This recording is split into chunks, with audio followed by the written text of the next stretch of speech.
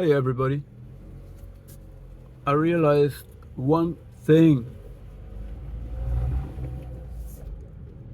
about narcissistic abuse recovery. I realized that for a lot of people it's like a spiritual awakening in some way.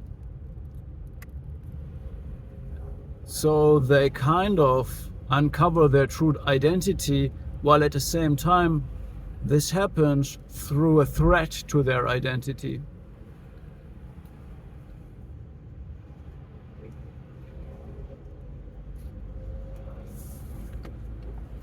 And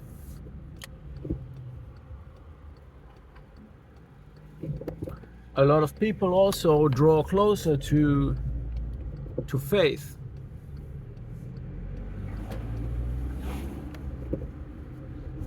So in my case, I think what I did is probably I outsourced my human side, my human identity, the way I am, my essence, into the archetype of Jesus Christ, Yeshua HaMashiach.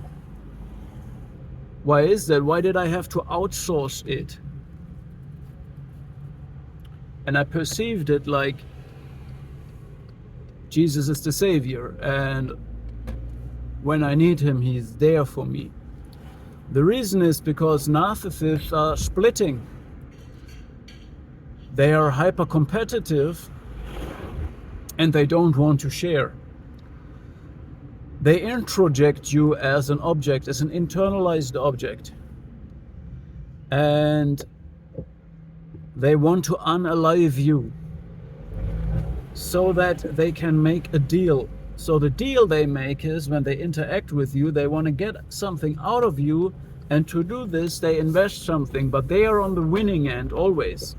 So when a narcissistic psychopath says, oh, I'm interacting with this person and I want to get rid of this person now, I devalue the person, they have started to ask uncomfortable questions. They create healthy boundaries. So now I want to discard and devalue the person, and it will cost me X amount of supply, money, whatever, you name it. And this is based on the introject. They have this attached to the object they interact with you.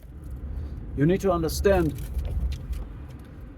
the narcissist is alone in a dead land, in a dead inner world.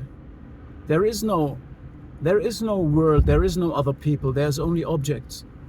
So it doesn't make sense to share, it doesn't make sense to be really social.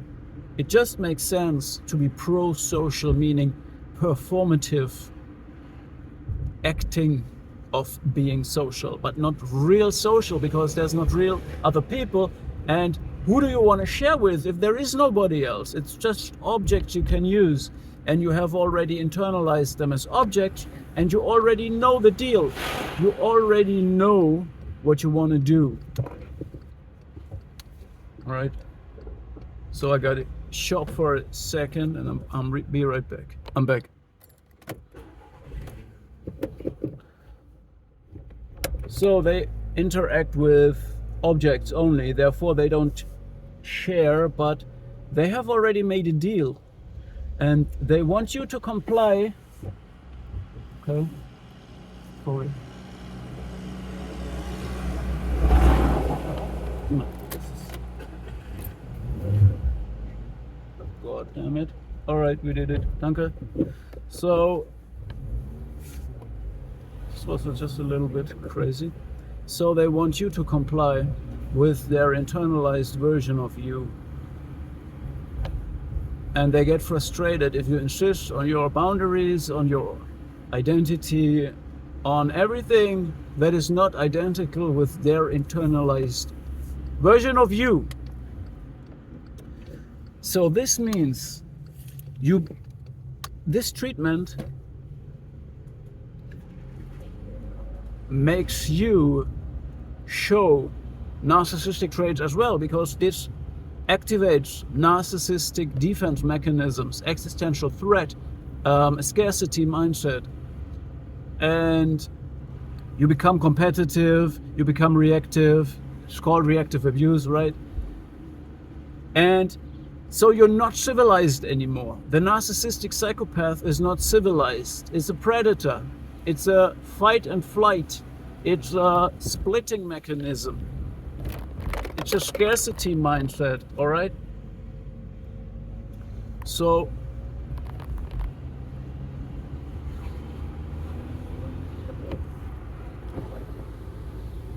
what happened in my case, I think now, when I reflect about it, I think I externalized my civilized, my loving, my nuanced identity, myself, onto Jesus. The thing is, when you come out of this abuse, out of this malignant shared fantasy, when you start to recover, nobody will believe you in the beginning. Even your friends, even your parents, even your brothers.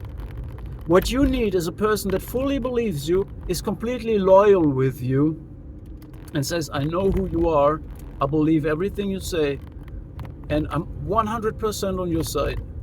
And this, in 99% of the cases, you don't have a person like this. This is what is called secondary gaslighting. This is when other people try to stay neutral, or even are already influenced by the narcissist's narration. And this is called secondary gaslighting, because this extends the narcissistic abuse, all right? I think it's falling apart now. My system is falling apart right here. And this leads to the perception that what you now need is Jesus. Only Jesus would understand you and sees you as who you really are. But there is no one near. No one is anywhere who really sees you for who you are. Therefore, you have to outsource your authentic self, your nuanced self, your civilized self into Jesus. And this is why you pray to him, why you come closer to faith when you come from narcissistic abuse, all right? I just wanted to share this small message with you. Maybe you feel the same. And the thing is, you can take it back. I think it's a good mechanism. So you give it, you project it, you outsource it, you exile it into the archetype of Jesus. Therefore, you can interact with, let's say, your introject of Jesus. It's like an introject. It's an imagination. It's an internalized object maybe as well.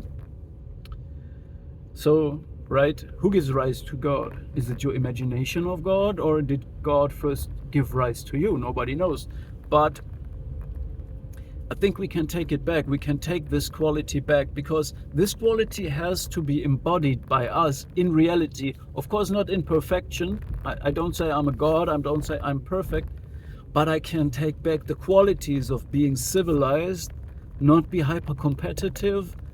I can take back the quality of being nuanced, of being a human being, basically, of being alive, of not being an internalized object, all right? Of being my own identity, my own individual, all right? Being loving and sharing. This is a civilized person. It's not a narcissistic psychopath. It's the opposite of that. All right. So I just wanted to share this small little message with you. And on this weekend, I plan to make a live stream workout, 1 hour, mirroring David Goggins. I will do what he does in his workout. So you can join. Okay, don't just watch, you do something as well.